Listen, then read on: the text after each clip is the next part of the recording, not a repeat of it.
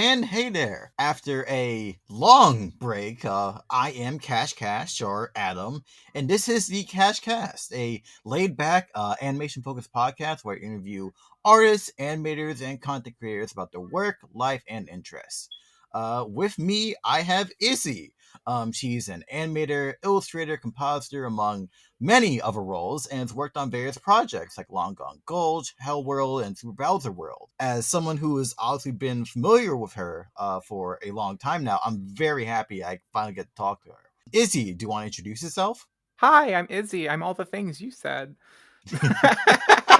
uh, yeah, I would just say animator and pixel artist for the most part, but yeah, I'm a one person production team apparently. Yeah. Which is not too far off from the truth because I've yet to have a job aside from like some freelance with like Long Gun Gulch or something, where I'm not the entire like I'm supposed to do everything. Like it's very rare that I get to just do one thing. So my name's Izzi Rae. I go by on the internet as either Izzy 8-bit on some things, Izzi Rae on others, and soon to be Pumpkin Dragon is a solo studio that I'm going to start up soon. Ooh. Yeah. That's an exclusive for you. All right. Got some insider info. KashCast finally moving on up. Actually, yeah, so let me make a quick announcement.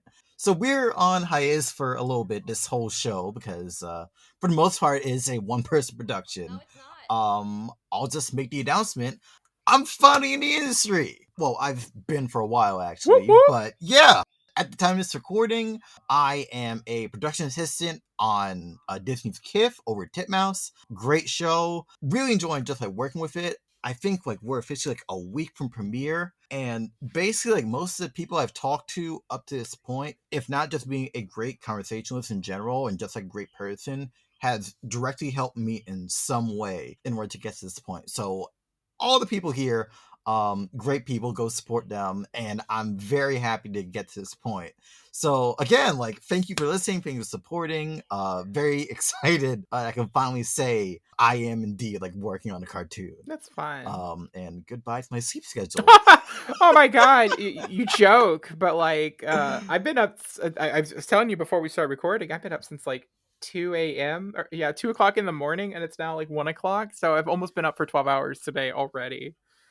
Oh my god, are you a vampire? Okay. So in my defense, I moved to San Diego, and the place that I live in is not like the greatest area. Like the next door is like a shopping center / grocery. Down the road, there's a school, so there's always like marching band practice. Plenty of homeless people in California. A lot of them shout very loud. Our neighbors have birds, cats, like there's so much noise. So like legitimately getting up at you normally get up at around 4 o'clock in the morning every day. It is the most peaceful time because no one's awake and it's silence. Like I get to just enjoy existing without something interrupting. No, I definitely feel that. When I was graduating, in like that final stretch, because like I graduated from college during COVID. Oh my god. Yeah, like I've always been like an all-nighter person for years, so like probably why I have like such like a hard time sleeping now. Just like having that silence of just like working and like there's like nothing else. Like TV's not on, just have like the night lights or whatever. Like for some reason I oddly feel more productive. So like I completely get that. However, last night I was helping celebrate a birthday with some of my college friends. I went to bed at 4. And I guess like the idea you were still up and have continued to be up during that time. I am both impressed and very scared. Lately the thing is like if I get super in the zone with like wanting something like right now I'm working on a pixelated version of the Mario commercial that just came out for the Mario movie. I've gotten really obsessed with it because like it's not like Dorkly where like I drew pixel art and then I'm rotating stuff. Like I am frame by frame pixel arting this entire thing. Oh my god. And like I'm adding references to stuff. It's a really good looking thing, but literally I'm either working on it or I'm thinking about working on it. at least this last week, you know. Again, like I can like very much respect dedication as someone who, as I was telling you earlier, I've been working on a self-indulgent video essay for almost a year now, and even though I Ooh. don't have the energy to like work on it, like I'm always thinking about it. Doesn't have this microphone, I'm definitely able to get back used to it, but I will say this, not a great fan of Adobe products. I'm glad I learned them, but at the same time, like, fuck Premiere, man. Like, I don't mind Premiere. My biggest issue with Adobe lately is so for the longest time I got grandfathered in using CS6. So like while I'm still paying for the cloud or whatever, I have the program before they removed the download from it. So like I can still use right, it. The biggest like plugin for that particular program is Keyframe Caddy. Like it's just a really good you click on something, it replaces the symbol, creates a new keyframe. It makes like lip syncing in particular very, very easy and fun. ooh, And then like as Adobe does, they don't really treat animate slash flash very well. And so they just kind of like half-assedly made like a competitive like version of that. So like it's inferior in all ways. right. Um but so I don't really like animate. I like CS6, but randomly I don't know if like the servers for Keyframe Caddy went out or what, but all of a sudden it no longer works. Like and the only solutions I can find is uninstall and reinstall, which I can't do because I there's no way to reinstall it, you know. Like once I Ah, uninstall it, it's gone no. forever. And so like I was forced to upgrade to the most recent animate and like it's been nothing but like issues. Ranging from like okay, for example, I paid for Keyframe Caddy because in Animate's Right. version, Keyframe Caddy is like $12 or something. I'm like, okay, fine, Uh-huh. I'll buy it. It's worthy of purchasing. Yeah. But then like I don't know, like it seems like it uninstalls like every other day. Like I'll like Oh. open up the program, get stuff ready, then it's time to lip sync, and then it's like, oh, I have to exit out of the program and then reinstall this plugin. Like it just seems very counterintuitive. Like why do this? Yeah, like I'm definitely not surprised. I guess like for me, like I like projects such as like this very podcast and like some of my later videos, were really just like me lighting the fire under my ass in order to like actually get used to like Adobe products. Because like previously, like I'm just using like Clip Studio Paint, Sony Vegas. Wait, damn, they don't even call it Sony Vegas anymore. But like, I'm not old. I'm not old. But yeah, like I don't know, just like getting used to like that whole ecosystem. Like I'm not gonna lie, like when the programs work well, they do work well, but when they're Hmm. frustrating, they're very frustrating. But that could. Yeah, it's just the Oh no, I'm problem sorry. is You I think continue. no. I think the issue with both Wacom and Adobe is that they have the Cornerstone. You know, like they are the name brand, so like they no longer have to be like competitive or like cutting edge. They just can be, Yeah, and people are just going to buy them because hey, they're the main market share. Gotta yeah. get that name brand. hmm I mean, like, I remember getting suckered into that. I remember like 2014 was when I got my first drawing tablet. It was a Wacom Intuos Pen Touch Small, and I figured, hey, it's Wacom, so I'm gonna be like an expert drawer because I still said that I'm an expert drawer. Like once I got it. I now currently own a Huon HU something something something, but it's much better. It's a much better tablet anyway, to be honest. I don't miss it. But let's actually like go through some of the questions. Well, my questions, not the viewers. All Um right, let's go for it. all right. So, in terms of getting into like animation and pixel art, like what are your influences? Okay, so with pixel art, by the way, I got into pixel art before I got into animation, which I think Mhm. is like I think some people might perceive that differently because like I got well known with the pizza party stuff, and then I kind of went back into pixel art because like I did like pixel art Right. in high school, then took a break, and then I kind of peppered it in here and there, but then I was like, Yeah. it's going to be my thing now. But yeah, so like the big thing for me when it came to pixel art was this is gonna sound really silly. I got into it because of Mortal Kombat of all things, which is like super not what people associate with me. So my childhood best friend and I were very like opposite type people. Like we ended up like we're really close, and then he moved to another house, and then so we went to like different schools, but we still hung out on Mhm. weekends, and we just kind of became different people. So I was like a pop person, he was more metal, I was more cartoons, he's more horror movies. Now I'm in horror movies now, but at the Right. time, he likes blood, I like cute things. That was kind of like the thing. And Yeah. this is like early internet, and so like people were using forums still, and so there's a Mortal Kombat forum where people would take like the sprites from Mortal Kombat and then add Photoshop stuff to create like fake fatalities. None of which look Right, like they would right. actually exist in the game because they're way too detailed and not like compressed. And so like because I wanted to participate in that, I ended up like finding the Spiders resource and like some Mortal Kombat thing. And so like that was kind of my introduction to like actually making pixel art. I think probably my biggest influence is obviously Super Mario World. Like it's like my favorite game. Which is funny because the art style Yeah. sucks. Like I love it, but like there is okay. So like cartoons and games usually have like rules when it comes to like the art style, and like Super Mario World's like sometimes we'll do stuff without lines, sometimes they'll just be full colored, sometimes like it just will be colored outlines. It's just none of it is consistent, and that makes it kind of fun. There it was more about learning what to do versus like making something pretty. Right, right. But other than that, definitely a big fan of the Disney Afternoon stuff. Fun fact, one of my biggest contributions to the Spritus resource was randomly I decided to rip, which is a term where you play the game and then you kind of take screenshots. I think now it's more like you just open up the files and pull them out. But at the time, we would like Yeah. play the game, try to get all the animations, and then while recording it with the backgrounds turned off, and then you would like compile that into a spreadsheet or a sprite sheet. Right. And like my goal was to get every Disney Afternoon Capcom game because those were like my favorite as a Oh my kid. god.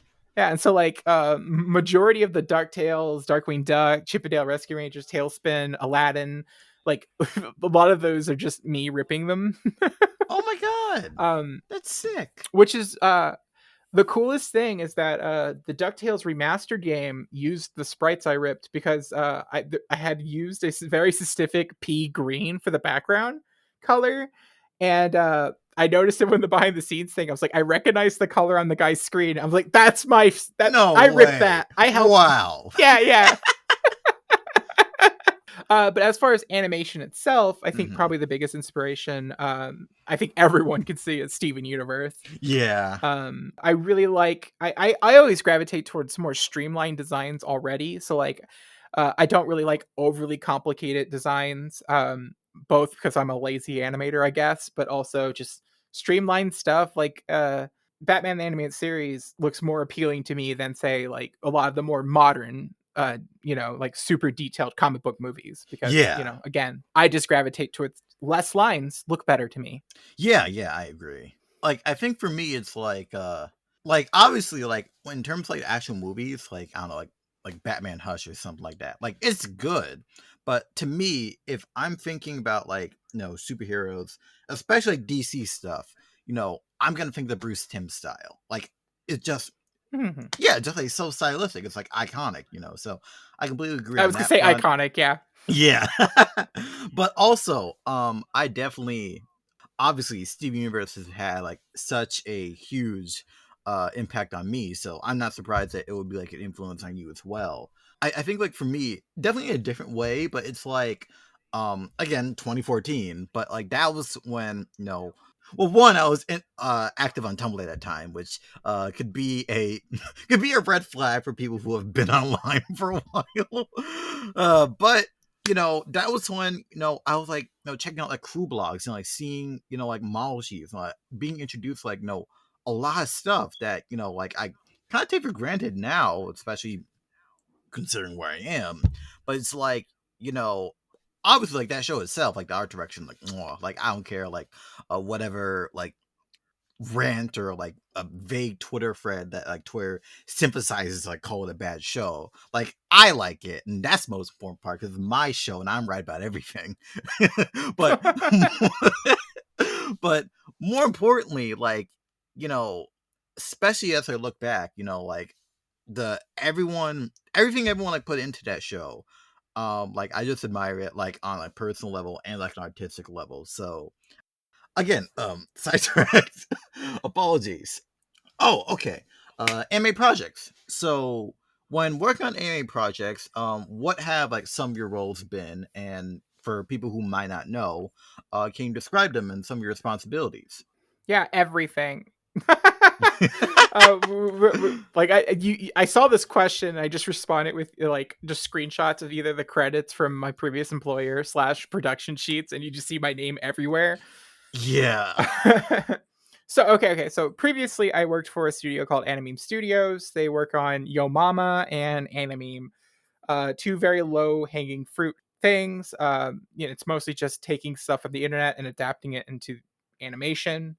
So like just taking memes and animating them. Or with Yo Mama, it's like taking user generated comments and then making skits out of them. Animeme Studios doesn't really like have like a pipeline. It's just kind Uh of huh. the guy just like gives one anime, like he likes to find basically YouTube animators that do their own thing and then just basically, hey, do that thing for me for money. And then so he has like little Right. like isolated islands here and there.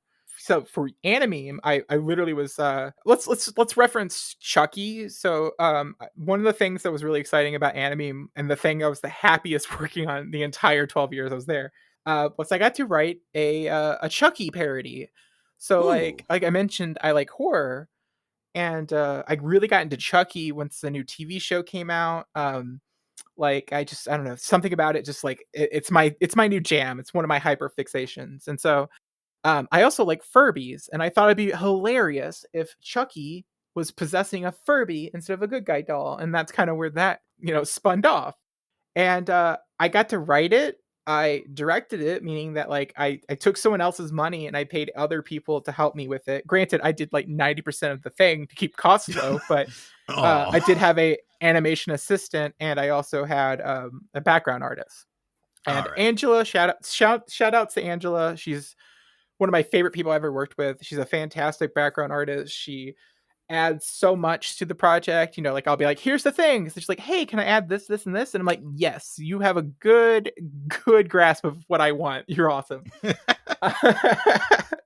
But so for that one, so I wrote it. I, casted people. I managed people under me. I animated it, did post production, did the editing.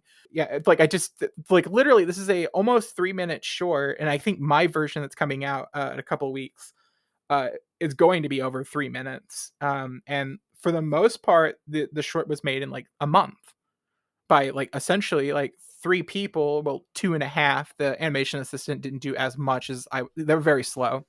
Um, Mhm. Turns out my producer didn't like that it was going to take a month to produce this cartoon. And I think a month to produce a 3 minute cartoon that's essentially animated by one person is a fantastic speed. That's just Yeah. me. But so he like threw in another animator mid production, just like, here, this will speed it up. And it's like, no, it doesn't. This wasn't this wasn't set up for multiple people. I don't have like, I need to like now set up shots with like information and things. So this like it divided my attention. So it didn't speed up anything. I just Right. now had to like watch over somebody while also trying to keep my pace going. Very Yeah. stressful. Very like if it would have been like in the beginning when I was doing pre-production stuff and I had stuff set up, I could have planned for it, But Mhm. I'm like like elbow deep into the this project, and you just throw in somebody. It's not great. Yeah. So Yeah. outside of anime and stuff, Mhm. I worked on a Netflix show. Like I did rough animation for a show called Kulapari Army of Frogs. Pro tip: if the show has the word army in the title, do not agree to animate on that, because there's so many characters on screen when there's an army involved. I can imagine. Oh my god. Yeah, that one was fun. I worked on 2 episodes, so I think I have like 8 seconds of rough animation between those two. It was not great pay. I was getting paid Canadian money, while it Mhm. wasn't good exchange rates for me. And then, so like after the exchange rate, then after taxes, I basically was not making anything off this. And then it didn't help that like they changed, I think, directors mid like episode or something, because like all of a sudden Mid-episode? Yeah, I like one person I was talking to, it was like approved the shots, and then someone else came in, and then like all the shots were unapproved, and I had to redo stuff. Oh, And like it's not like I got paid more to work on these retakes. Like I already got paid, so essentially I'm working out of debt. Like damn. yeah, it was a great experience. I just wish I would have got a credit. They forgot to put. They apparently put episode one's credit throughout the whole thing. So like no one past episode 2 got credited. Oh my god. Like, But don't worry, they credit me on their website that no longer exists because I think the company went out of business. oh my god. You see, like that. I don't know. Like that personally kind of frustrates me because, like, okay, so to like go into like one of the roles that like I'm doing, like one of the things I do is that like me along with like various other people who are also in production, like we end up formulating the credits for like each episode, right?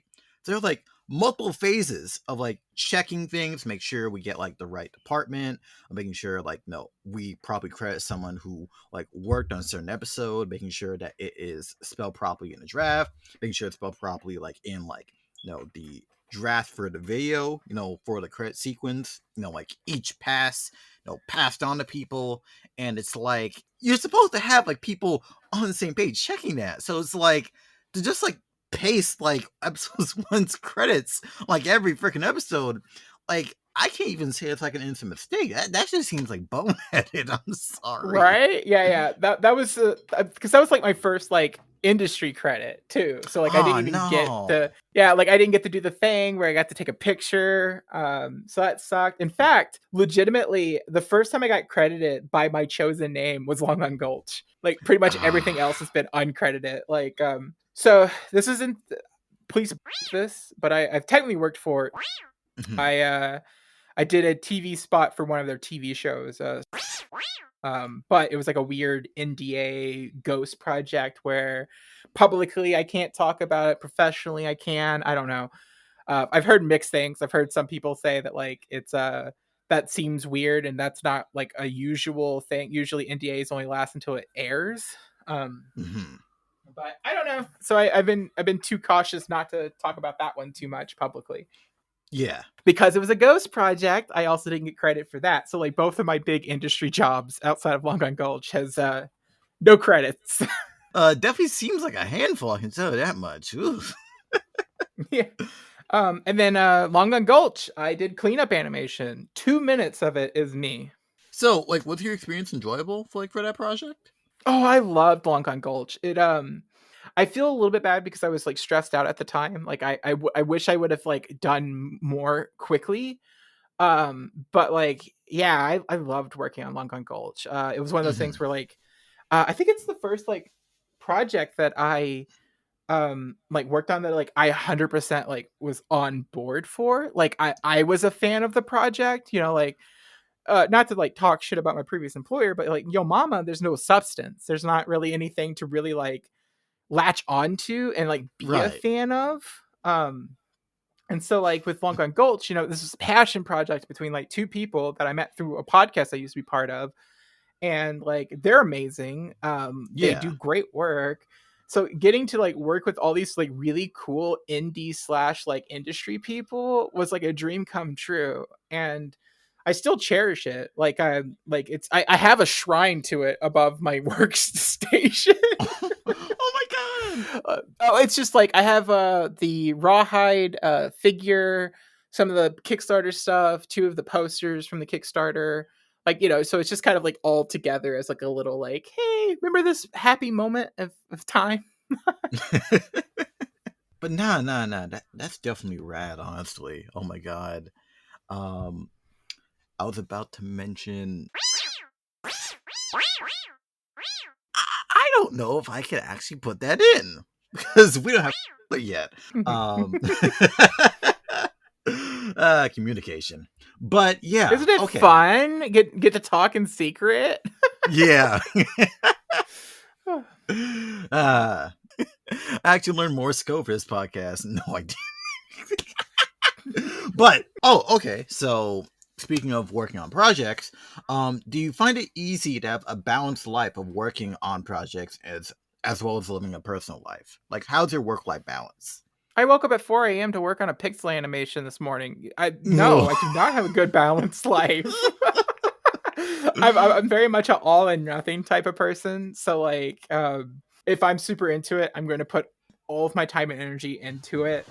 Same thing with like, so there's definitely seems to be like different like weeks. I'll be more obsessed with like, an event or a project or something. But I'm working on it. Right now, I've been kind of doing more writing lists so that like I could prioritize time a little bit better, and then also like kind of budgeting time. So like one thing that it's been really helping me is I found out I have ADD. That's the thing. And so like one of my tricks is that I do something I want to do artistically to get me in the quote unquote zone, and then I rug pull, bait and switch, and then I start working on the thing I'm supposed to work on. So Ah. I have a 30-minute to hour BS time that I let once a week. And what's cool is those little things kind of become their own little like kind of shit posty animations that I can post like on Twitter, and they seem to be doing really, really well. So Ah, nice. but I'm working on it. I do desperately need a better work life balance. Yeah. Like, for me personally, like, of course, like, I really like enjoy, like, the I really enjoy working on KIF. I'm glad I'm a PA. But I will be completely honest, and again, I can say it's my show. By the time I get off, there are some days where, well, you can see because video.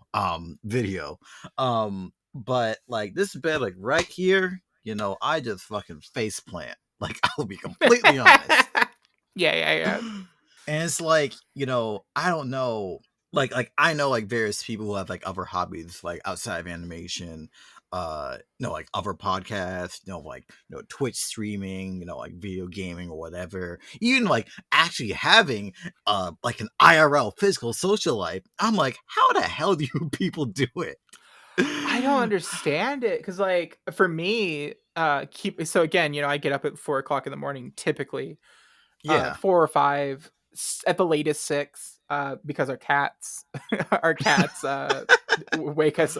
The cat will bitch slap me. Like I've Oh my woken up. god. Like yeah. Like fair warning. There's an alarm that's going to go off in about half an hour.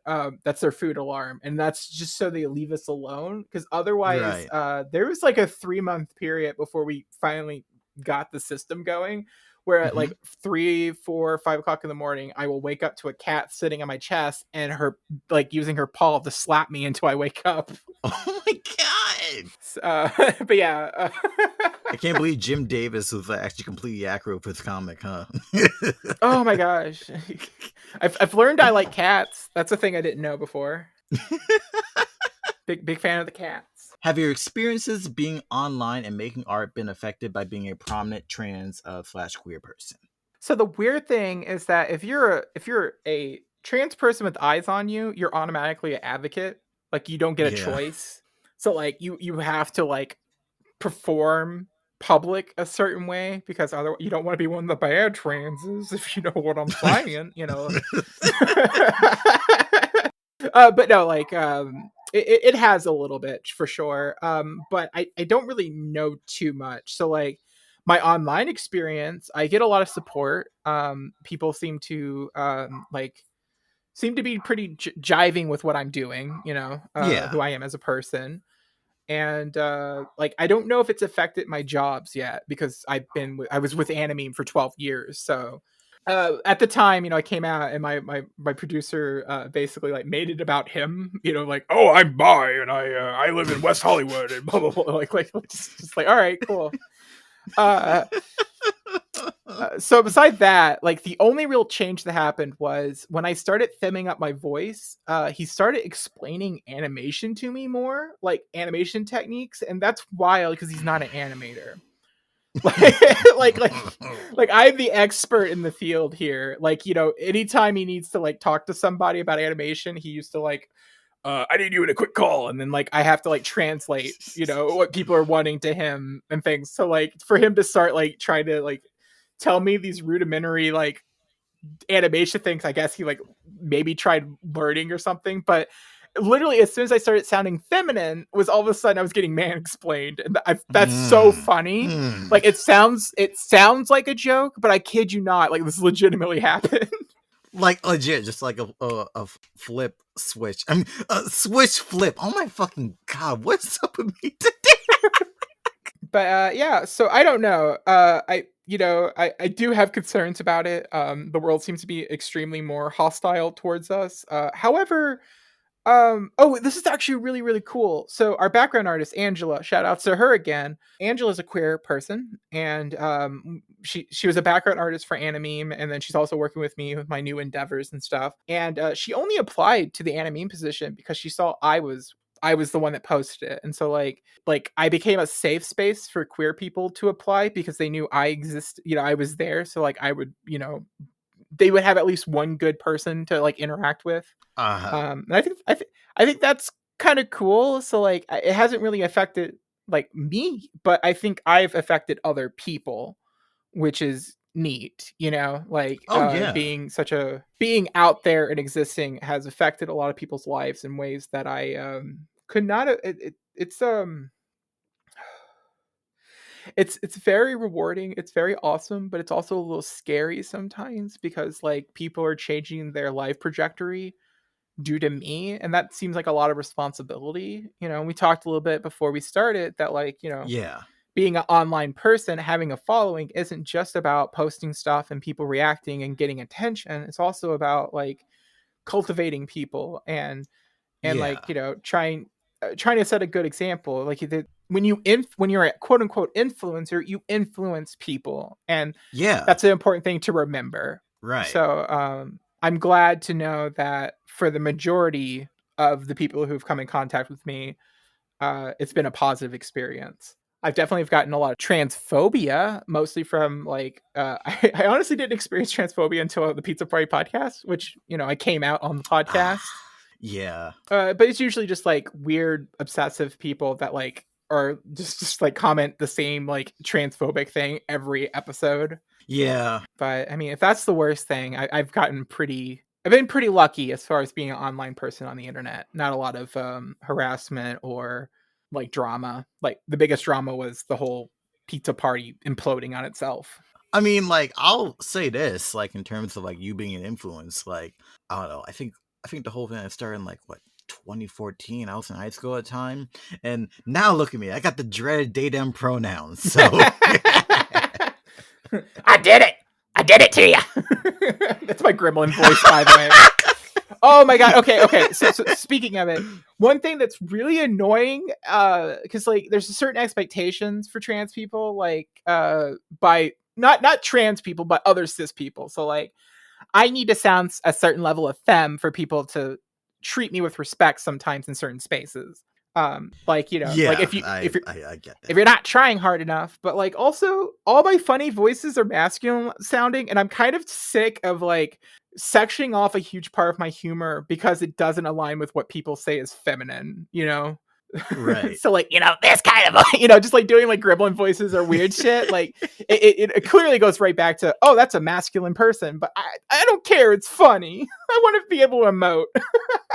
And honestly, like, I don't even know like why it's weird, because it's like, like, look, growing up in cartoons, like, you don't really like think about like who's voicing it, but it's like we don't blink at like the fact that like there's like many, like, say like male characters, especially young ones, who are just voiced by like grown women. We just like we just accept that. Mhm. I don't want to go into like the opposite side, because I'm fairly sure it's not like, it's probably potentially offensive, but I look and like, no, like people like like guys who are voicing female characters.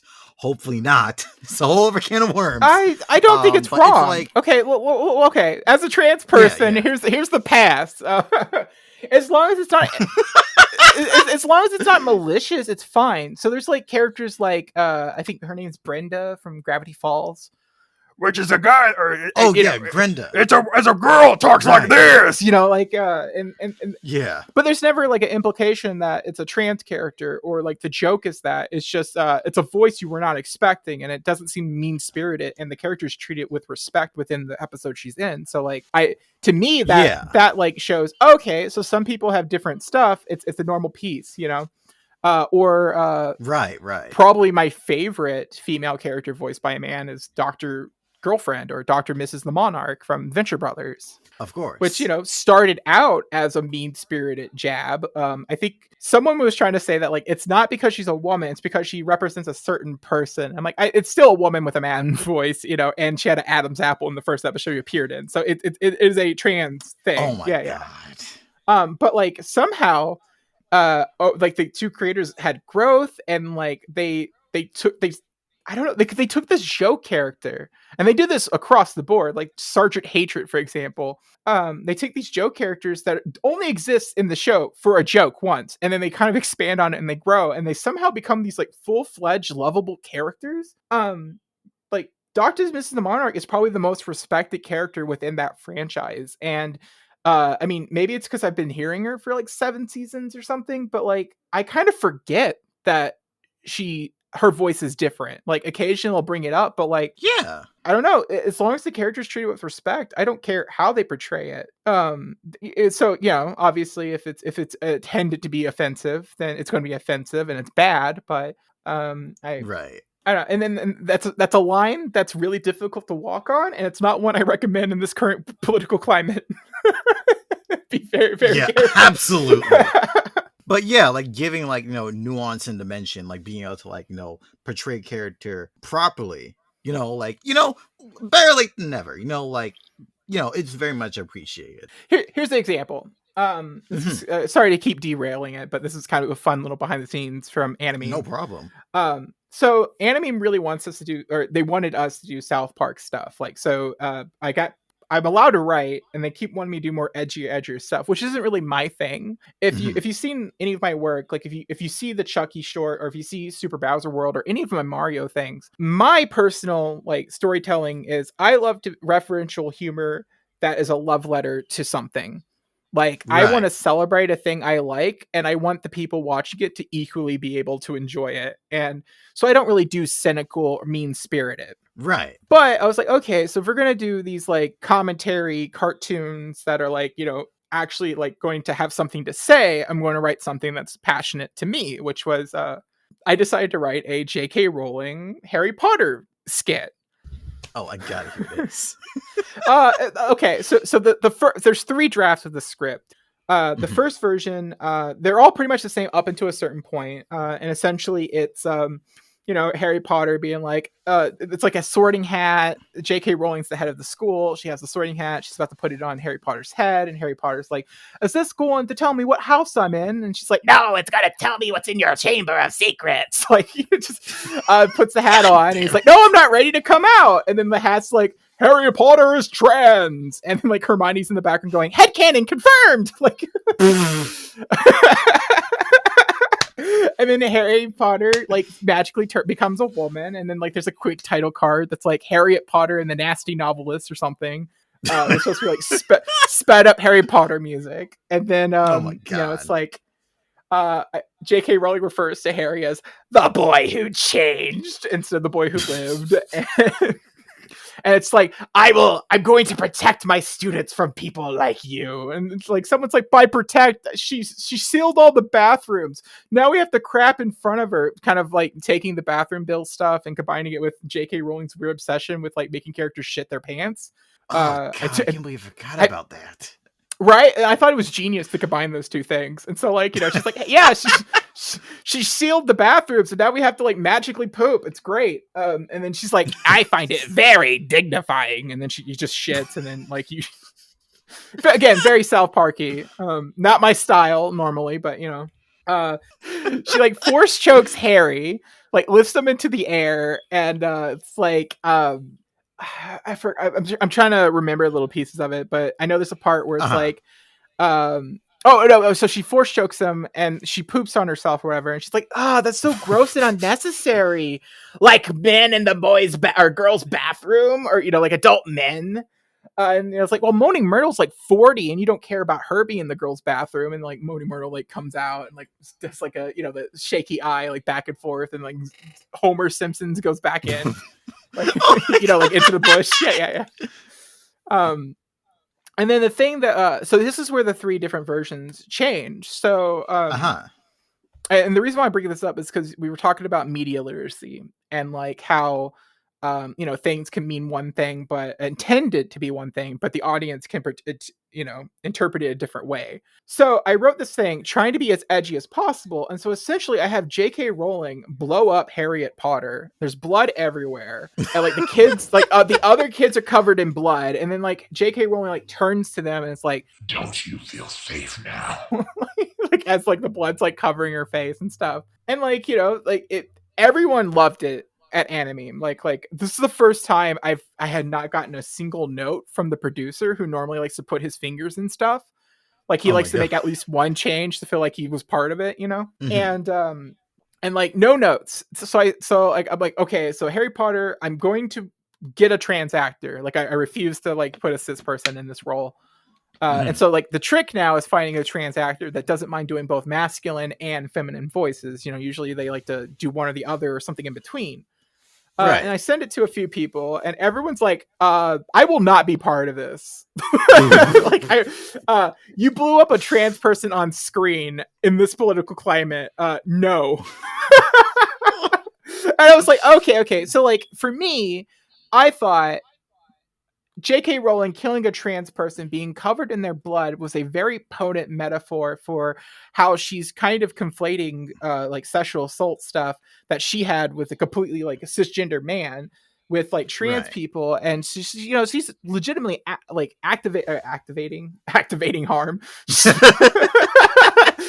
advocating harm to our community. So like I thought this was a very potent, very in your face thing. But I also had to accept that media literacy wise, people are just going to see it at surface value. They're just going to see a trans person explode and not like, put two together. And so like, I ended up changing the ending to she, instead of blowing up Harriet Potter, she uses like a true form spell, which does nothing to Harriet. It's like she stays the same. So it confirms she's trans, or, she's a woman.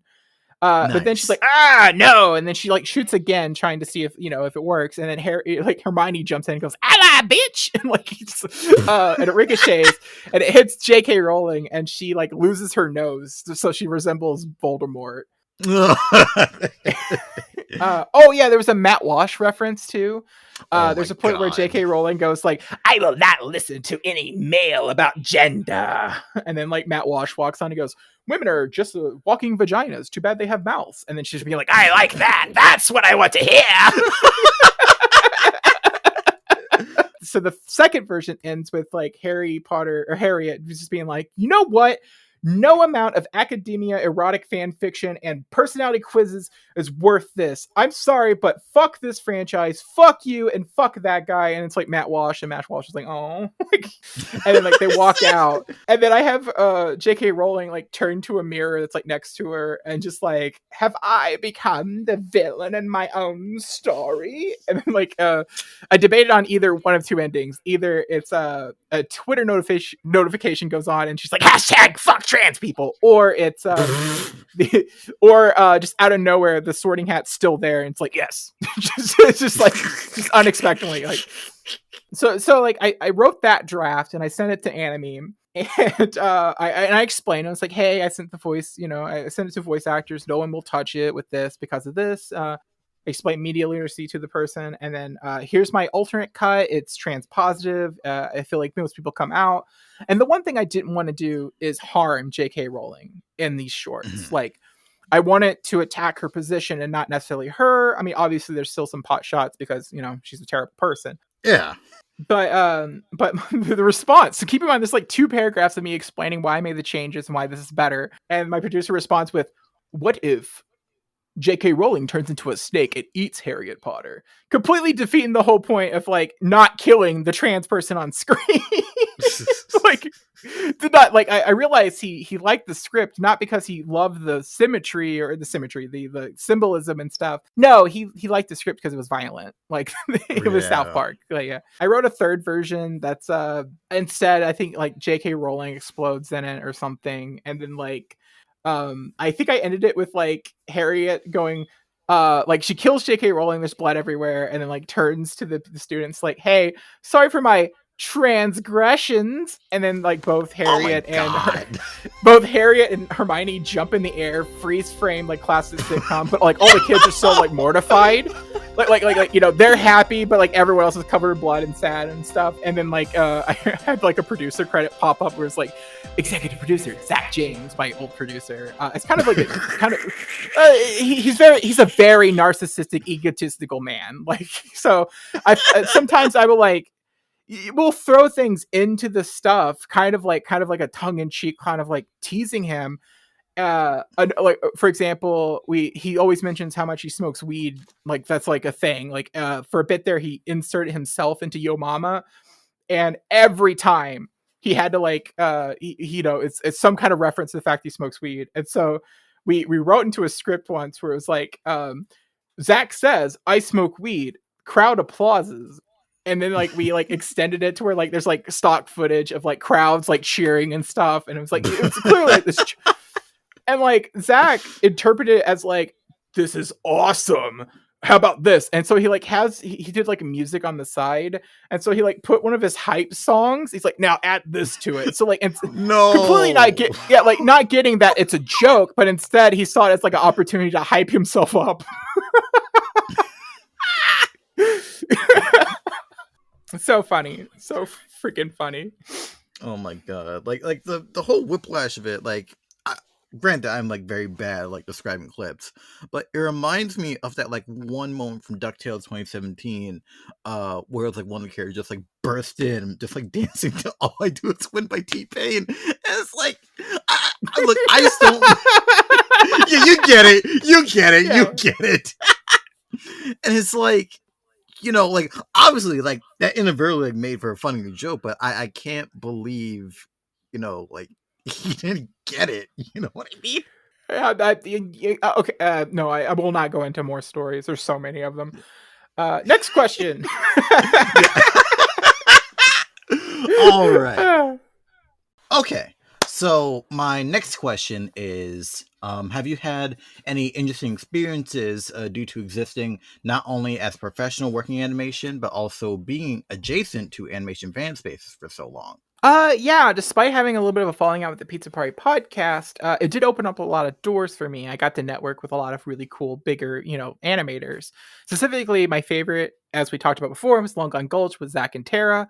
I don't know if I would have got the opportunity to work on that if I hadn't, you know, if they weren't like a fan of the podcast, or if I got to meet them and stuff. But they've been super sweet to me and amazing. I love them to death. For the most part, I think Pizza Party is what my biggest like contribution within the fan communities. Like I kind of only exist as like I post stuff, but I don't really like, I'm not involved in a lot of communities.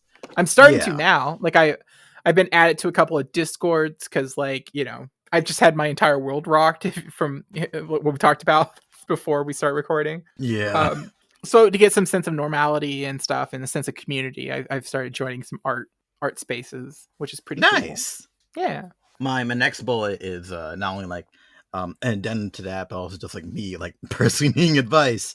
But do you have like any personal advice on networking to more people, be they like creators or other online personalities, etc., etc.? This is gonna sound like a cop out, but I don't actually try to network. Mm-hmm. I'm naturally good at it. For whatever reason, people seem to like me being around.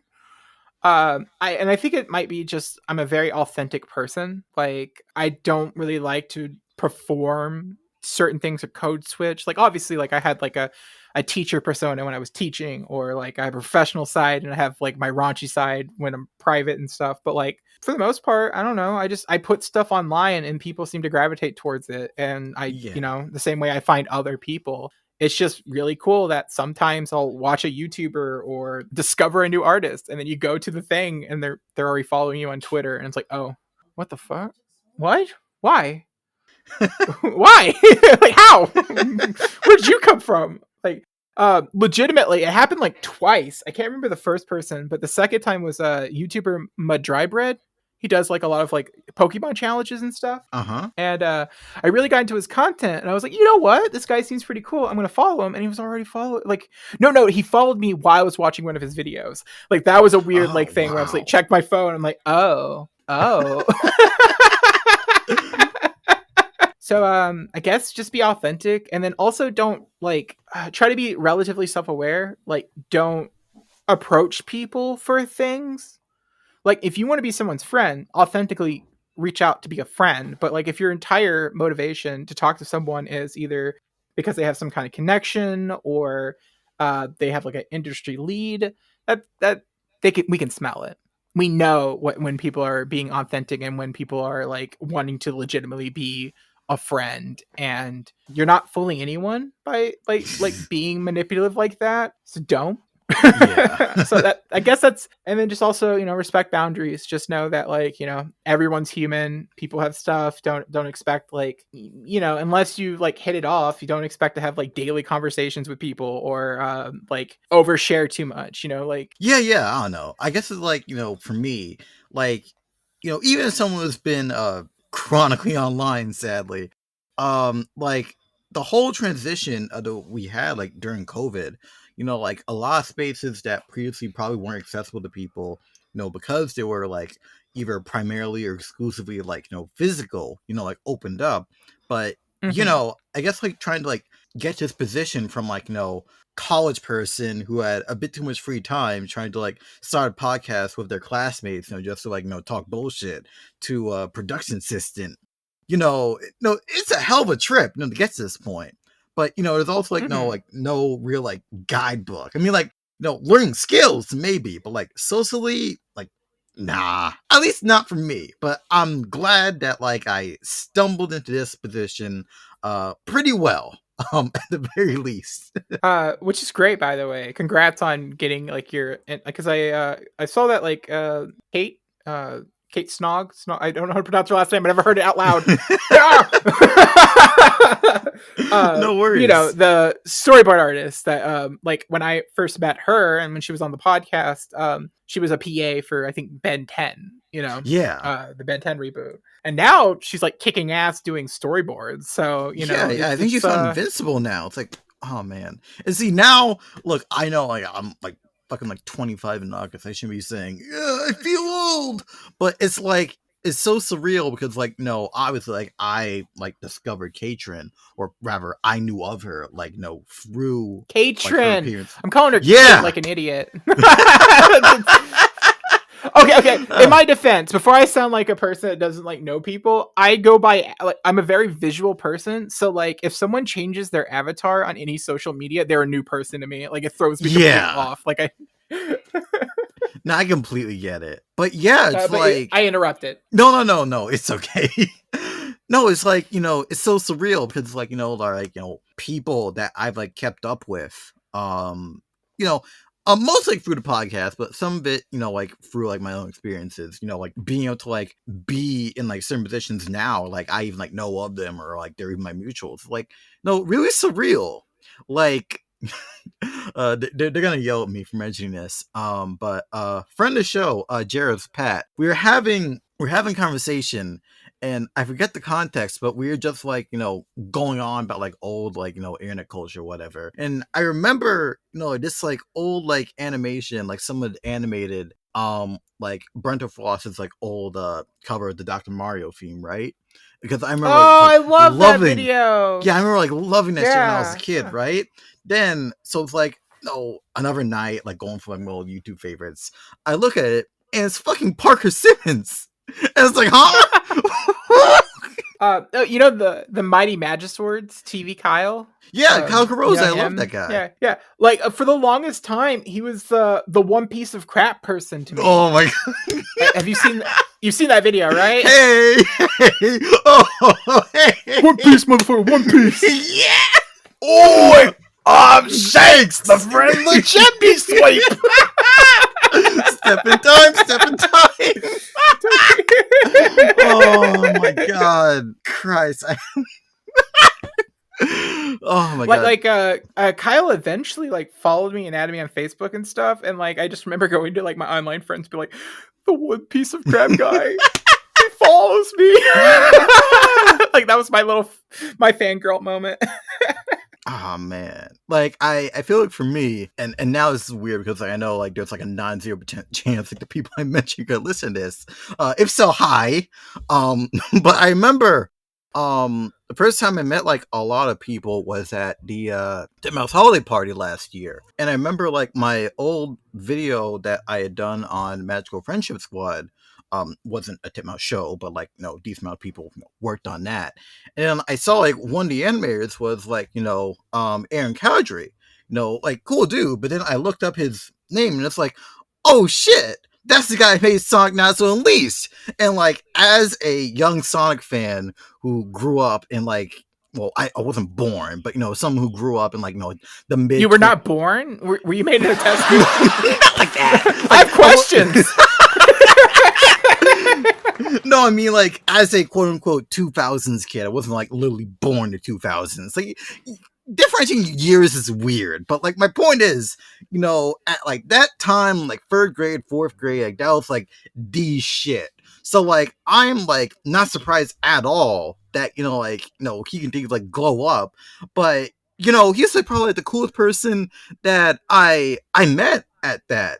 And I guess like my own like fan person moment was that like I still remember like a little like logo or whatever, just like just a catch you bring it up, like the X make it sound cool. He was like, oh, you remember that? I was like no, it's still so surreal because like I know it's like your interview, so like I'm sorry, but it's like I didn't even like go to college for like anything even remotely adjacent to like art and animation at all. So like to be able to like in this position, it's still like really, really surreal. Like I'm still really enjoying it.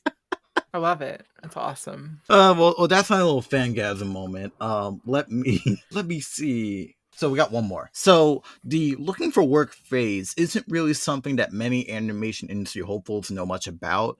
Are there any tips that you'd like to pass on to someone who wants to break in or is fairly new to this field to know about, the job hunt? Well, I don't know because Right. I'm currently like looking for a job for the first time, like in 12 years. Like I had a stable income for so long. Again, I feel like I'm a industry cosplayer more than I am actually like a industry member.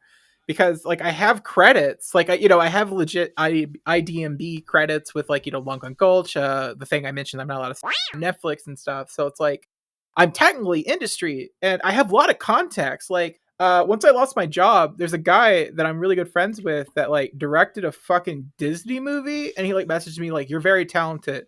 As soon as I get something going, you're on board." Like, oh, like that's so.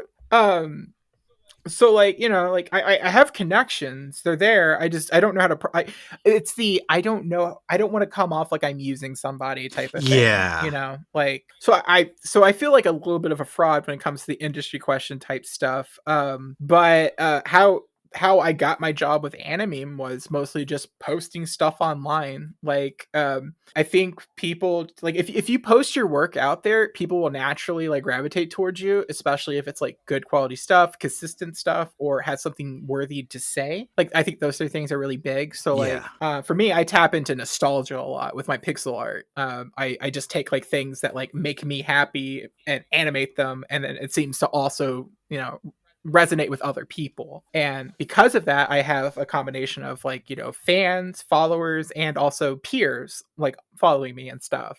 I've been very lucky that most of my life, most of my opportunities have been like came to me. Like I haven't like actively had to search them.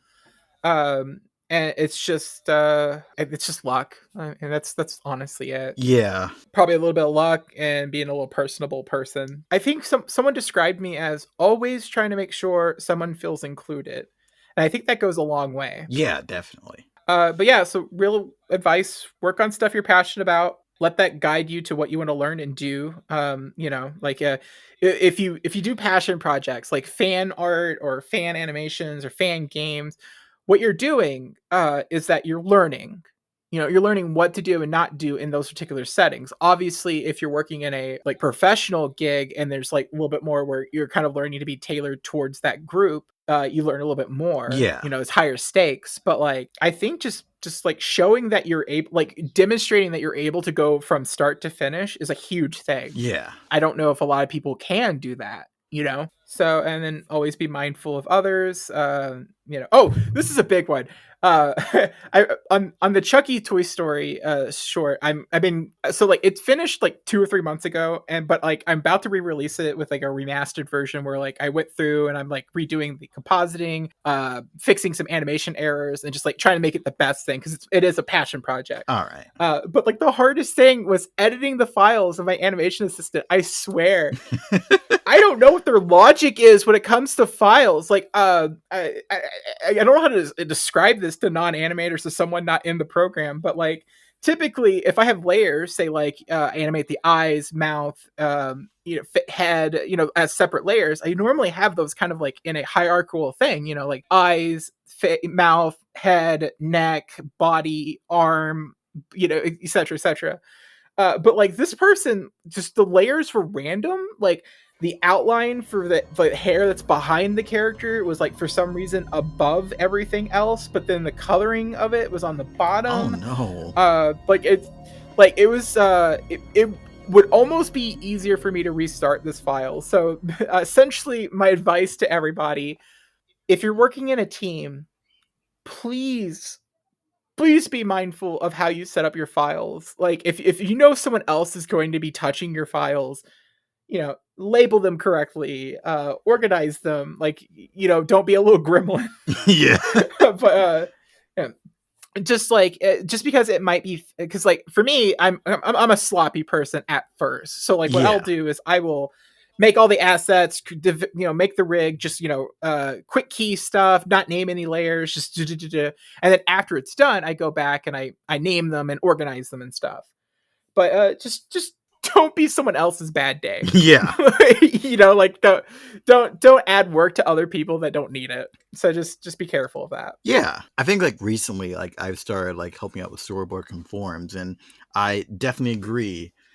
Just making people's lives a little bit easier by just like following a file name conventions, like organization skills. I think like for me, because I guess like now I'm in a position where I can give other people advice. If you're already like pretty like tech savvy, then like you already like have like a leg up. But it's also just like being mindful of file name conventions for sure, like are always gonna be a thing.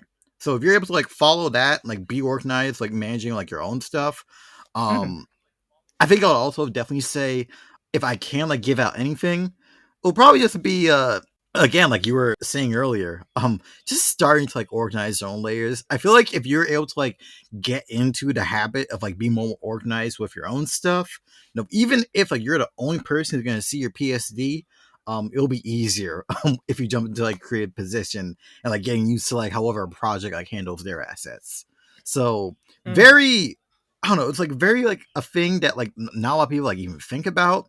Not like you can like see the file names when you're watching it on Disney or whatever, but definitely very important. So just keep that in mind. Oh, I can tell. I can see. I can sense it. I can smell it. This person was disorganized. Oh my god. Okay. So now we're officially in the like viewer questions segment. We do have a lot. So feel free to spend as long or as short as you want with some of these. I'll just go by. And also, I apologize in advance if I mispronounce your name. YouTube will probably have your name on screen. So, okay. First off, friend of the show, Jayjiorupears. I'm definitely mispronouncing that. It's Jay. I'm sorry. Not Joy boy. They edited my last episode and this is how I repaid them. Oh my god. Okay. Jay, they ask, can you ask Izzy how she feels about self-indulgent projects and if she partakes in putting too much effort on something just for her? Yes. I like oh my god. So like I'm definitely a person that like if I love what I'm doing, if I truly believe in the project, I will put way too much time and effort. Like okay, example, the Mario Pixel commercial thing that I'm doing. I decided so in the original commercial there's a they like have a toy that they like push and it's like on a map of Brooklyn and like it lands in the wrong spot, a hand comes up and moves it to the other. like to the where it's supposed to be next to the flag. And I was like, okay, so for pixel art, what can I do that like would reference video games, but also that? And I decided to do a world map, like Super Mario World. And but like so I took a map of Brooklyn and then I pixelated over it Oh my god. a accurate road map using Super Mario World like overworld map sprites. Oh my god. And I even mapped out the subway system using colored pipes. Oh my god. And this isn't like just like oh no, I'm sorry to cut you off. But like this isn't just like there's more. Oh my god, no. Oh, it's so funny because it gets worse. Okay, so like I made the Empire State Building. I took the there's a game called Mario's Missing. It's really famous for being a terrible game. It's an education game. By the way, this pixel animation I'm doing has so many like visual gags directly to Mario's Missing, like because it's the only Mario game with like a New York background. Right. So it's like, you know, it naturally gravitates towards it. So I mapped out the entirety of Brooklyn, Queens, and Manhattan. Oh my god. I made the Empire State Building. I put the Trump Tower, and then I animated the Bowser that normally flies above Koopa's like castle in Super Mario World. It's now flying around Trump's Tower as a reference to the Super Mario Brothers movie. Oh my god. King President Koopa, whatever the fuck his name is, General President Koopa. He's a Trump surrogate, you know, like all villains in the 80s. Like Back to the Future.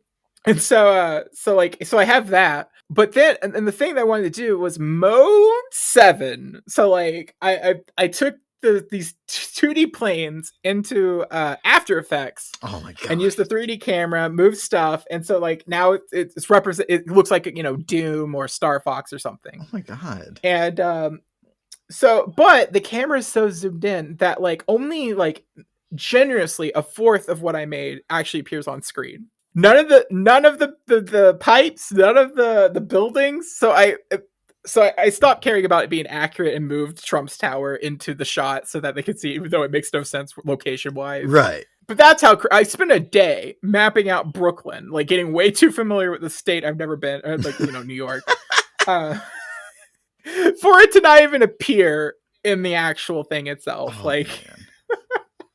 Well, I will say this, you know, as a Brooklyn native, no matter what happens, like, I appreciate the effort, but that is way more than I would have put. Like, I will definitely tell you that much. Oh yeah, like everyone I showed it to was like, Izzy, that's a lot of work. And like I go, I know, I did it. I'm aware. Oh. Like I legitimately thought this cartoon was gonna take like 2 days. And it would have if I wasn't like making this like it's literally frame by frame pixel art. Like there's no tweening, there's no like, you know, like warping or anything like that. It's straight up I'm making each individual pose, like timing it, and yeah, it's wow. I don't know. I want to be the like if Dorkly is like internet like pixel animation, I want to be the Harry Partridge of pixel art. Like so I just went like, you know, I want to put the effort in. I think people appreciate that. Yeah, I know. I definitely would. Like in terms of like retro games, like no, like the SNES to like PS1 is like no, personally like one of my favorite eras. So like I'm very keen with like how stuff represented. Like with you, like your more pixel art. For me personally, like I think like starting like I think it was like 2017 or so when I really started getting like better at it. But like I was really passionate about like Sega Genesis chiptune specifically. Because I would say 90% of what you see is just like taking MIDI, slapping like an inaccurate sound font, and that gets like 100,000 views. Oh yeah. And it's like it's very hard to like explain to people like don't care that much. And it's like, oh my god. No, again, like really, really small things. Because like for the Mario the movie, the game, that little video, which was like for people who are unaware, it's I took the Mario movie and Super Mario World sprites and kind of did like a hybrid. So like instead of Bowser being human, it's Bowser from Super Mario World dressed like General Bowser or Koopa from the movie. Like Mario looks like a combination of both Mario and Bob Haskins, you know. Right. And the thing I wanted for it was I was like in my head, it's like this is the ending credits, you know. Like it legitimately looks like the Super Mario World's ending credits, and I needed a song, so like I know that the cover we did of "You've Got the Power" or whatever, you know, that thing. I know it's not accurate to Super Nintendo, and there's a piece of me that dies a little bit knowing that, but I also know that 99% of the people are not going to know that. Yeah. So, like, you know, why fight it? Yeah, you know, like, when you're on the grind, like, you know, you gotta do what you gotta do. But, like, I do definitely wish, because, like, I'll say, like, I really, like, started, like, chiptune stuff from, like, all the way back in 7th grade. And, like, the amount of resources that, like, are out there to, like, you know, make, like, more accurate sounding stuff, a lot better, than, like, when I was younger. But, for a lot of people, like, you legit can just fire up, like, FL Studio, then just, like, boom, got a VST there. But the sound fonts, but again, this is a completely different episode. I'll stop info dumping. Okay, Fully Expressix, probably mispronouncing that again. I'm sorry. Question for both of us. What are your favorite aspects in your animation related jobs? And you can go I don't first. have one right now. So nothing. No, you go first. Yeah. So for me, and, like, you know, this might, like, be restating, you know, like a post that was, like, up on Tim House's Twitter account recently, which, you know, I'm still very happy about. And I hate to sound cheesy, but just the fact that I'm able to, like, help a lot of people is, like, satisfying enough. But, like, I do also enjoy, no, just being able to, like, sit in and just, like, really, like, absorb, like, information. It's like, you know, how things go on in a pipeline. Because personally, I would say for someone who hasn't really had, like, any, like, experience being in a pipeline, I'm doing a pretty good job staying afloat. But yeah, you know, like, you know, for some people, you know, like, some of the tasks might be, like, you know, maniacal, you know, like, script breakdowns, you know, like, going through, like, credits, a lot of file management. You know, doesn't sound like the most glamorous thing, but I'll definitely say this. Teams will definitely, like, appreciate you. Like, you might not think that, like, the stuff you're doing, like, makes a difference. They will definitely appreciate it, especially conforms to my experience. I think that's the thing, and something that I also want to, like, help spread awareness of, because, like, I don't feel like a lot of people who solely watch cartoons know. I know I didn't. It's just, like, the impact that, like, people in production can have on a good pipeline. So, anyone who's working in it or anyone who got their start in it, they are our bravest heroes. So give them, like, all your support. What's my favorite aspect in animated projects? Yeah. Seeing it come together, to be honest, because, like, I never know what's going to end up looking like at the end. Yeah. That, or just putting in little things that no one's going to notice but me. That's always a little fun, you know? Yeah. But I don't have, like, a strong one. I feel like I've kind of touched upon this already in previous questions about you could pick out what I get excited about. Yeah. What I talk about. Yeah, for sure. Okay. Valinide. Again, I'm sorry I'm mispronouncing that. In a hypothetical world where you don't need money or don't need to care about money, what would be your ideal animation project to work on? I have two. I have two big ones. All right. One of them is, like, revealing way too much about myself, and the other one is like, oh, that makes sense. So the first one that makes sense is I really want to do a pixelated TV show. Like, I love the idea of, like, and maybe not even TV, web series that's not based off of something that already exists. Like, right. Something, I don't know, what if Code Monkeys looked like Scott Pilgrim? You know, like that kind of thing. Well, I'm sold by that pitch alone. Right? So, like, I have this idea for two characters. I'm not going to say their names because they're probably going to go through a huge change whenever I do finally do this project. Yeah. But essentially, it's a RPG girl and a platformer girl. But it's not, oh, so the platformer girl is a, you know, video game reference. No, what I mean is designing their personalities based off of what I think about those games. So for the platformer, it's about A to B, getting somewhere as quickly as possible, taking shortcuts, you know, like when I think of Mario. Right. Versus the RPG girl, gets so muddled with the little details, side quests, that she never quite finishes anything. So I'm taking like inspiration from the genre, but not like making it so ham-fisted and like, Right. blah blah blah. The platformer girl, I think, is probably going to end up being like a pizza delivery / like door dasher. So like, so that kind of plays into it too. But yeah, so that's a project I would really like to do. And then the other one, this would be either, okay, this is revealing way too much about myself, Here we but go. I at one point in my career, I'm going to animate a adult comedy. Well, comedy is not the right word. I want to say adult comedy because when you think of adult cartoons, you think of Family Guy, Simpsons, etc. Yeah. And there will be funny moments in it, but I want to make a wholesome, sensual adult cartoon about kink. Like, I love the idea of like taking something that's like so taboo, and people have like, like such strong opinions. They immediately think of sex when they think of BDSM and stuff like that. And I think it'd be really cool to explore the relationship side of somebody that has that kind of lifestyle and not actually focus or even show the sex part. Right. I think that's the least I it's probably the most exciting part if you're participating in this shit, but like, but from like a narrative, like there is so much like potential with that type of like intimacy / like vulnerability that you get from that I don't think gets explored enough in like these types of mediums. Mm-hmm.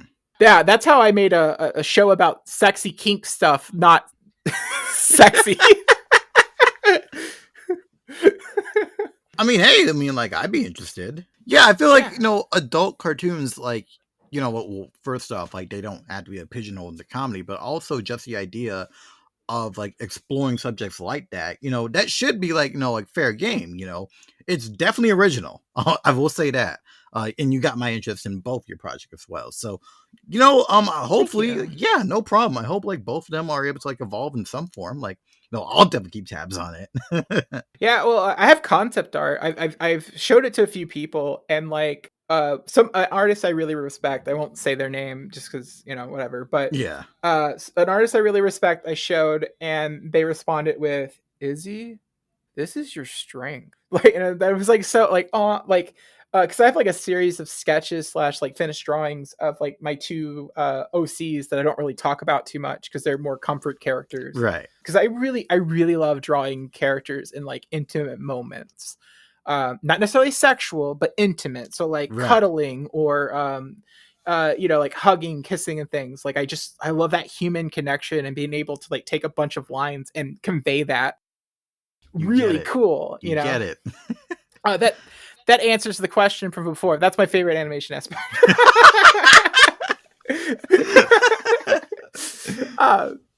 And so like I have a series of sketches between these two lesbians that do debaucherous stuff to each other. Like I don't know, they're very cute. It's very wholesome. It's very like it's not like I don't think people that have seen it are like doing personal self-care to themselves to it. I think it's just like that's so I want that, like that type of stuff. Yeah, yeah. Well, I revealed way too much of myself on this podcast. Cool. There's this side of me I don't bring out publicly, so that's cool. It's weird because being a trans person, anything I do automatically becomes part of transness. So like, if I go, hey, I want to make a sex comedy.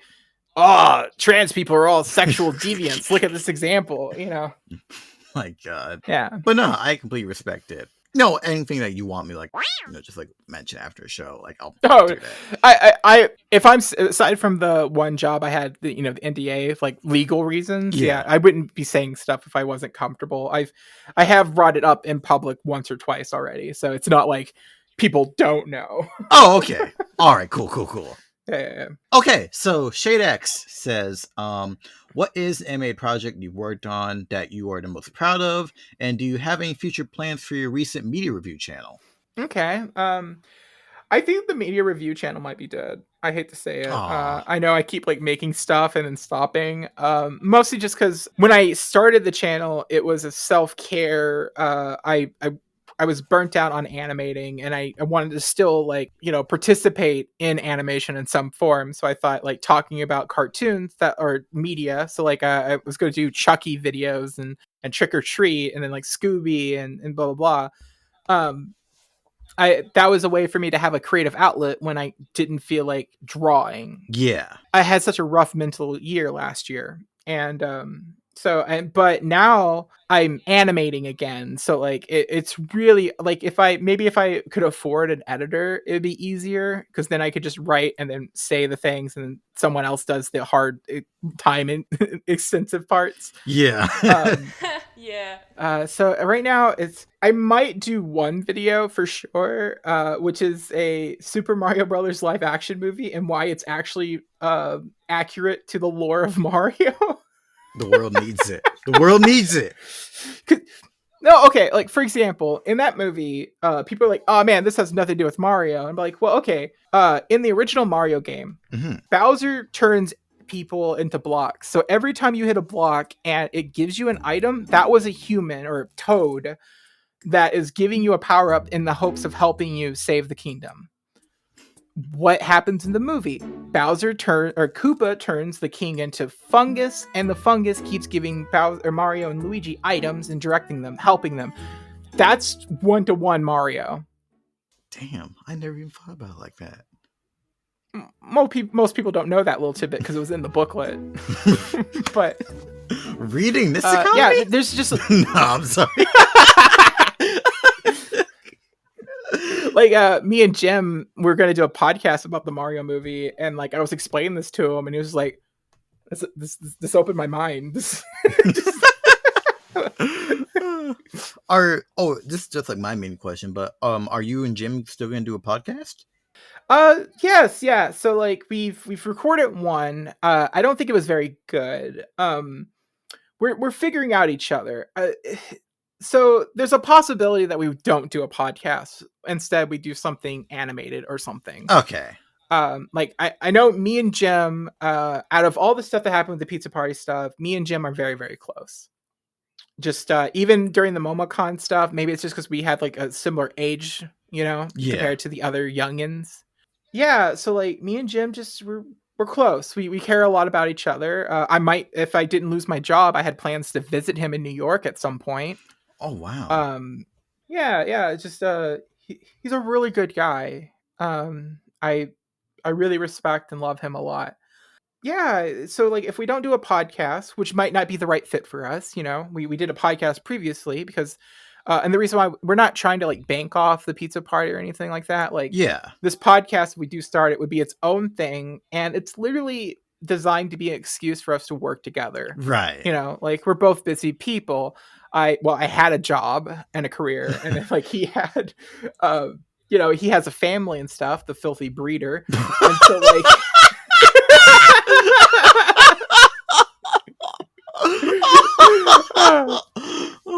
continue. Joking, of course.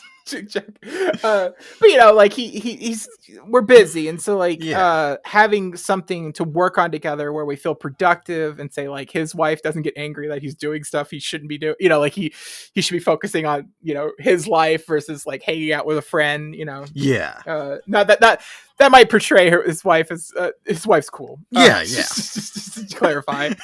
But like we need something to justify it, because it's very hard. I mean, isn't it hard for everybody to keep in contact with people? Oh my god, don't get like me if started. There's not, right? Like unless there's like Twitter or like a Discord or something, or Facebook, I don't keep track with people. Like no clue what's going on. Yeah. So so possibly a podcast. Possibly something animated. We'll see. All right. Let's see. Alex Doodles asked, what's Hell World? So Hell World it's weird to say I worked on a game, because I only did like half of animation for it. So Hell World is a game by Skull Pixel Games. Pixel spelled without the E. Great people. They messaged me because they saw that I did pixel art. A friend recommended me, and they had surgery and needed a little bit of help. I ended up not being able to do too much for the project, but I did do a rough walk cycle for a 3-legged creature. I sent that to her. I wasn't able to do much more. She ended up like finalizing it, and then I went and cleaned up and tightened it up more. So like I'm like 90% or 70% of the animation, you know, like and I might do some more stuff for her too, for sure. Okay. But it's a cute little platformer. It's a pixelated platformer about a little hell creature running around in hell, you know, Hell World. Yeah. I'm a big fan of when I collaborate with people, I like to try to promote them as much as possible. And so like even though I did this very little thing for it, I post on Twitter, I posted on like Facebook and stuff to help. We're all independent people, independent devs, artists and stuff, and we got to have each other's backs. Yeah, for sure. No, I end up like seeing like a little clip like over on the Steam page like a while ago. I'm definitely like interested in picking up myself. Same. I have not actually played it. I just did one animation for it. I might do a few more. So I'm a bit pressed for time. So this last thing, I'll do a bit of a rapid fire on. Let's see. Any challenges you've had in creating art recently, and what you did to solve them? From Boda Sheep. Most of it's just been mostly like fighting with programs like, Adobe, or like fixing my environment was a big one. So like I live in a very small apartment in San Diego, and so like there's not a lot of space, and I refuse to give up my kitchen table. So my desk is a kitchen table. Oh no. In a very tiny living room. And for a bit there, how my Cintiq and everything was situated was there was like no room for me to like really like back up, like, so I was just kind of like cramped into a little corner, and then like the keyboard's like in my lap, I'm hunched over onto the Cintiq, and that like I wasn't able to get as much work done because my back was hurting by the end of the day. Oh my god. So my solution was to buy an arm so that I can lean back and bring the Cintiq to me, and that's improved my workflow and everything. So not a cool answer, but capitalism. I bought a product and it made my back feel better. Yeah. Cool. Okay. We had discussed this earlier. But if you have like any other like inspirations that like inspired you to like go into art or inspire your style. Yeah. So Steven Universe is a big one for me. Weirdly enough, Dan Versus was a big one for a bit there. Yeah. Like it's both a very pretty and ugly show. Yeah. It's cool because I feel like you could watch it and learn how to do like budgeted flash animation from it, like because the seams are all there. Sometimes characters have like really thick outlines and thin ones. It's I'm sure the people behind it were like pressed for time and stuff. In fact, I think I actually know the art director. Hey Matt, sorry. But I absolutely love it. It's a crudeness that I can appreciate. Right. I'm trying to think what else. One Piece was a big inspiration for me in high school. You can't really see it as much because I've definitely kind of developed in what people refer to now as the cow art style. Like I like the bean shapes and stuff. I'm trying to think. I'm blanking on this one. But I do have influences. I think they might be Shrek 2. Was a big one, actually. Now I think about it, I just recently rewatched it, and if you compare Shrek to Super Bowser World or the Chucky short that I have coming out, right, which is a wild thing to compare, this big multi-blockbuster animated movie and this YouTube video I made, but the themes are still there. Yeah. So it's not so much a visual inspiration, but it's definitely affected how I write stuff. So like. Mm-hmm. I'm very big with heavy reference humor, usually love letters to like the thing that I'm parodying. Right. But I also have a lot of heart in the stuff I try to make. Like I tried to make stuff feel like it's an actual TV show, even though it's like a 2-minute, 3-minute short, or I try to give it like a cinematic vibe. And I also try to make the characters have motivations and I don't know, I want people to get emotionally attached to these characters and stuff. So like, I don't know, I feel like that's like two things. So like Shrek is like my like big inspiration as far as a writer goes. Let's see. What are some of the critiques people who don't know much about animation or art make that you really don't like, or something you wish more people understood in general? As we talked about it, I love streamlined design, so I absolutely cannot stand when people associate detail as good. Yeah. Or better, which is inherently not always correct. I think like they're both separate skill sets. I think both people, from my experience, as someone who's like very like digital painty and like super detailed and realistic, will like look at someone like me who does these streamlined designs and be like, I want to be able to do that. Yeah. You know, like because that's not how they think sometimes. Obviously there's people that can do both, but you know, how we process art and when we go about it has different outcomes, and Right. I think they're equally valid, and people shouldn't like prioritize super detailed stuff for the sake of super detailed. You know, if it's needlessly complicated, what is that really doing? I'm a big firm believer that if you put something in a project and you don't have a reason for it, take it out. Like that was a big pet peeve when I was teaching, when I'm like, why'd you do this? I don't know. What do you mean you don't know? You're the god of this universe and you don't know what you're doing? I think I answered that. Yeah, you did. I'd love to go in a bit more, but sadly, I'm definitely running out of time on my end. But closing statements. Yeah, so we already kind of talked about like what you're gonna be working on in the future. But yeah, like I do have one more thing. Oh, okay, cool. Yeah. So I'm going to soft launch it this week. Actually, I gotta finish the graphic design work for it. Yeah. Because it's Mario Week, March 10th. So like I'm relaunching my YouTube channel with like either remasters of stuff or brand new videos, and like I'm releasing a video every day this week. Just something new. Hoping to get that engagement up. You know, maybe I might be able to monetize at some point. Yeah, let's go get that money. I'm rebranding like a lot of my socials to Dragon Pumpkin. Dragon Pumpkin is named after dragons, Bowser, pumpkins, Sam from Trick or Treat. But there's a super cute mascot design that looks like a Pokemon. It's super cute. Wait for it. People are going to fall in love with it. Okay. It's a combination of a pumpkin and a dragon. Oh my god. And so it's going to be a combination of YouTube channel, to where I'm posting content that will be both either frame by frame animation, some tween stuff. It's a mixed medium, you know. So it'd be like some pixel art, some flash, some, you know, whatever.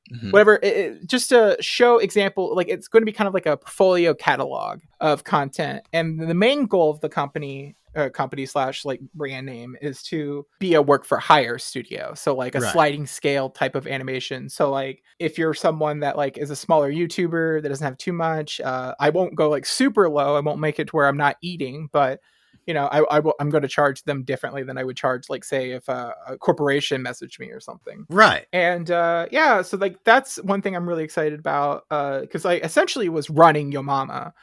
Zach would disagree with that, because he made the final shots and did a lot of impulsive shit. But like, as far as the projects go, I was the production team. Why? So this guy who can't draw and animate, who's essentially the money person, the middleman, is like getting people coming to him for animation, and then he's turning to me, paying me less than, you know, he's taking like, you know, taking a cut for himself and then you know, paying me to do the hard work. Right. Why don't I cut out the middleman and just like, even if I charge less than he did, I would be making more. Oh damn. You know, because I would be getting the full thing. So I know the skill set, I know the project management side. San Diego has a lot of free like business colleges, so I'm definitely going to do that. The only thing that's really like stopping me is capital, like funding. I don't even have enough money to start the LLC technically. Yeah. So I might have to do a Kickstarter. But the first project Pumpkin Dragon's going to do, like a first official ongoing thing, is a trans suicide prevention animation project. Ah, very good. So what this is, because things are getting rough for trans people out there, of course, especially trans animators. We don't know if our jobs are going to exist in 5 years. We don't know if we're going to allowed to be existing in 5 years. Yeah. So I wanted to create a project, and I know the queer community loved like Steven Universe. We tend to really gravitate towards animated characters and find comfort in them. So I wanted to take that and combine it with, so take that animation quality and figure out a way to like create a resource for people. I'm not blind. I don't think this is going to like, you know, single-handedly save lives. It might help, but it's not like a replacement for like actual. But I want to create a library of videos that are animated, but all the voice acting is real people. Mm-hmm. So like I'm going to set up a website, and you can submit like selfie videos or something of you like giving 30 seconds to 2 minutes worth of encouragement, advice, or whatever. Just remind somebody that's watching the video that someone else out there thinks you should exist and is happy you exist. I know that doesn't sound like much, but that could be really powerful for someone in crisis. And, talking to real people can be really difficult for some people, especially the neurodivergent. Yeah. And so I want to create this like thing that's like both impersonable because it's a cartoon character, so someone can kind of latch on and like take that element that makes it a little bit more approachable than a human, but also have a thing that reminds people that like, because there's so much hate out there and it gets really easy to feel like you're isolated and no one wants like trans people around and stuff. Yeah. And so just, I don't know, just having hours worth of content where people can click on it and just kind of watch feel good things just sounds super powerful to me. I spent 12 years animating your mama jokes, misogyny, like just insulting people, which is so not my personal brand. Yeah. And this is something that like I could be passionate about. And so I'm probably going to create a archive of like assets. So like different eyes, different phonemes, different mouths, different body shapes and stuff, so that I can quickly create essentially a me system to where so I can make the cartoon look like the person talking in the video that they sent. Right. So the one thing that I'm worried about is that I do need funding to stay afloat. Like, as much as the bleeding heart that I am, I can't like work on this and also not make money. But I also don't want to put ad revenue on this either. Like the idea of someone in a crisis needing someone and then they have to watch some unskippable ad to get to the video. Oh no, I don't want that. So like I'm trying to PBS it, but that's even hard, so I don't know if I'm going to start a Patreon for it, or maybe I thought about doing an Indiegogo or Kickstarter to like jumpstart. So like I don't want to come off like I'm trying to profit off misery. So like it feels weird to be like, hey, I want to do a Kickstarter. This money is to start up the LLC so I can start my business. The first project is this. I don't want to profit off of my community. That's right. Such a major concern. Yeah. But at the same time, I also need help.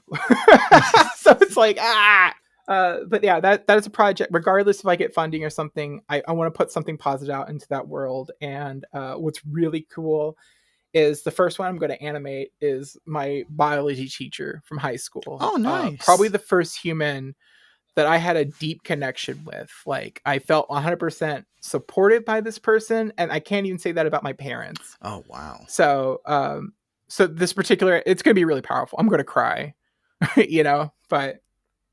So that's a big project that I really, really want to do.